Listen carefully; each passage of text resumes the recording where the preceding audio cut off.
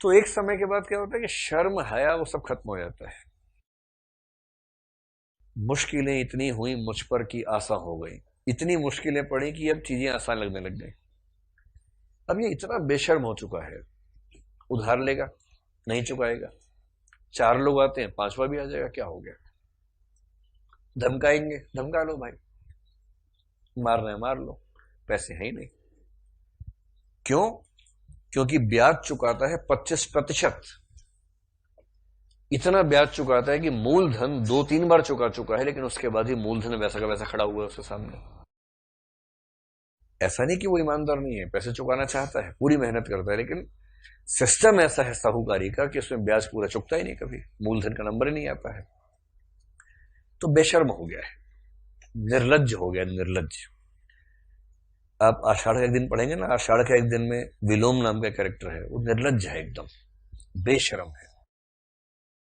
जैसे आप सोच के देखिए, मान लीजिए आप किसी को पसंद करते हैं, मान लीजिए, ठीक है, और आप ये भी सोचते हैं कि मुझे बात करके कोशिश करनी चाहिए एक बार, ताकि बाद में खुद को ये कह सकूं कि मैंने प्रयास कर लिया था अपनी ओर से।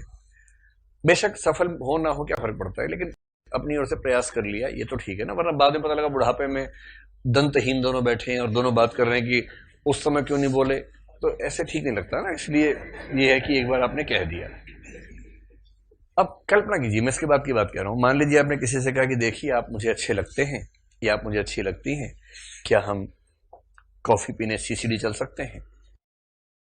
सामने वाला क्या बोलेगा? 3 में से एक ऑप्शन बोलेगा, एक बोलेगा कि हाँ चल सकते हैं, एक तो ये हो सकता है। मतलब ऐसे नहीं बोलेगा सीधे, थोड़ा देखते हैं, कल बात करेंगे, सोचना होगा।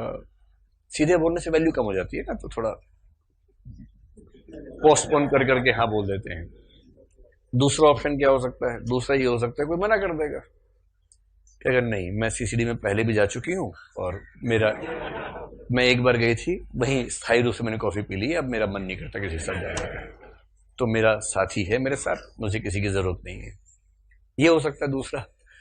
तीसरा हो सकता है कि व्यक्ति ना हाँ बोले ना बोले, टाल दे आपको, और क्या होगा इसमें से? तीसरा बोले कि देखिए मैं पढ़ाई करने आया हूँ या पढ़ाई करने आई हूँ, मेरी इसमें कोई रुचि नहीं है, आईएएस बनने के बाद विचार करना है, उससे पहले विचार नहीं करना है, तो मुझे सारी कॉफी का मतलब पता है, मुझे कॉफी नहीं पीनी है। मतलब मैं आपको ये नहीं कह रहा हूं कि आप बुरे हैं या आप क्या हैं, मेरी अभी इस तरह की चीजों में ही रुचि नहीं है।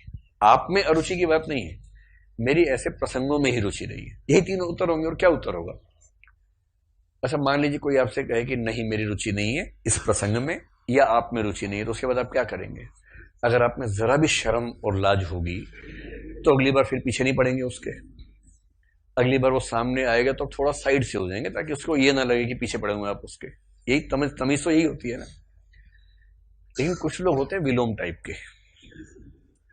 ऐसा एक ना एक व्यक्ति आपने अपने जीवन में देखा होगा जरूर, क्योंकि हर जगह फैले हुए हैं ऐसे व्यक्ति। कोई किसी से इतना टूटकर प्रेम करता है एक तरफा, सामने वाला उसको बिल्कुल रत्ती भर महत्व नहीं दे रहा, पर ये अपनी भावनाओं का इतना मजबूर है, रोज सुबह सुबह भिक्षुक की मुद्रा में पहुंच जाता है कि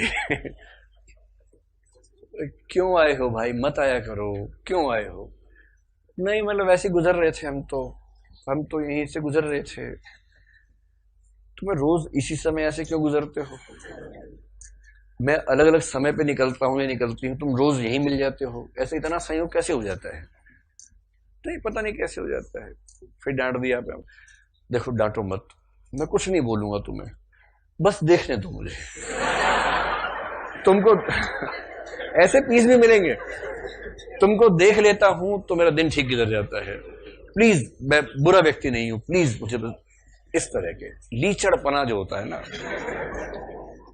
लुंज पुंज व्यक्ति होता है जिसकी रीढ़ की हड्डी खत्म हो चुकी है, आत्मसम्मान नाम की चीज नहीं है उसके अंदर, एकदम घिनाया हुआ व्यक्ति बोलते हैं, बिहार में बोलते हैं घिनाया हुआ व्यक्ति है, एकदम घिन आती है, लेकिन वो अपनी भावनाओं को मजबूर है।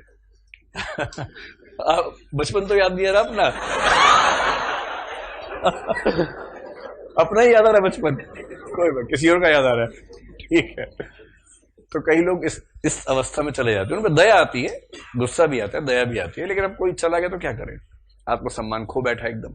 जैसे दिव्या ही आत्मसम्मान खो बैठी है कि मैं सीरो की सहपत्नी बनने को तैयार हो गई अंत में, वो क्या है, आत्मसम्मान खत्म हो गया, जबकि प्रेम में आत्मसम्मान तो बचा रहना चाहिए ना।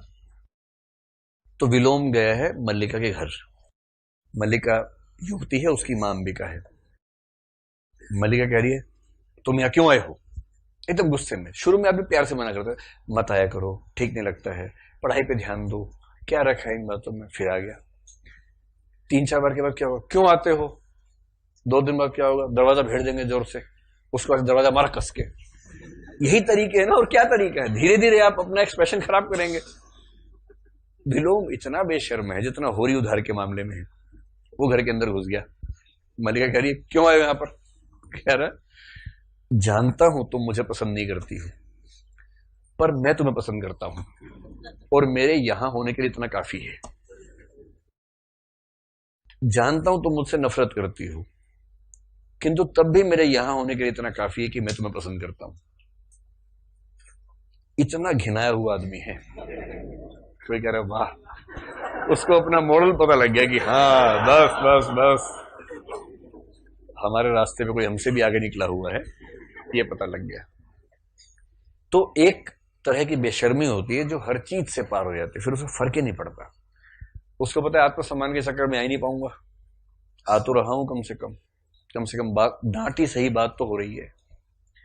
जो भारत का सबसे प्रेम वंचित पुरुष होता है ना, वो कई बार इस मूड में आता है कि यार राखी ही बांध दो कम से कम। आपने ऐसे पीस देखे हैं? ऐसे पीस नहीं देखे आप लोगों ने? अरे होते हैं कस्बों में, छोटे शहरों में ऐसे पीस बहुत होते हैं कि यार कम से कम राखी ही बांध दो, बात तो होगी कम से कम। ये एकदम फूका हुआ फुकरा जो होता है ना, एकदम जो फोसला संगठन का अध्यक्ष पद के लिए मनोनीत होना चाहिए, ऐसा व्यक्ति होता है। फोसला याद है आप लोगों को, भूल गए? तो बेशर्मी एक लेवल है जो इसमें आ गया। खैर इसके बाद